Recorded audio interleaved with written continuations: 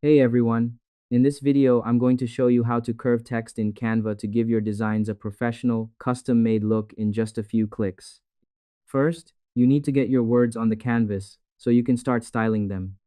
Open your design and press the T key on your keyboard to quickly add a text box. Type in your message. Once your text is ready, click on the text box to select it. This will reveal the top toolbar where all your text editing options live. Next, apply the curve effect. Canva handles curving through its effects engine, which gives you a lot of control over the shape. Click on Effects in the top toolbar. A side menu will open on the left. Scroll down to the bottom of the menu under the Shape section and select Curve. Your text will instantly bend into a semicircle. Lastly, adjust the curvature. Every design needs a different bend, so you'll want to fine-tune the intensity. Use the curve slider that appears under the Effect button to change the shape.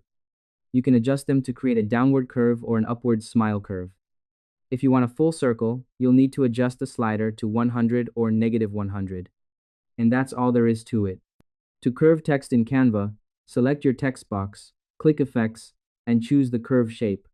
Use the slider to adjust the direction and intensity of the bend until it fits perfectly around your icons or within your layout. I hope this helped you out, and I see you in the next one.